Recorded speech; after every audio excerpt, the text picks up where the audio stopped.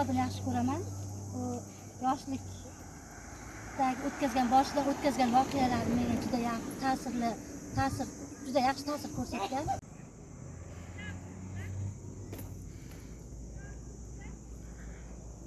Siz yoqtirgan kitob nima uchun? Men yoqtirgan kitob bu Ikki eshik orasi O'tkir Hashimovning. Bu kitob juda ham zo'r kitob. Hammaga tavsiya qilaman.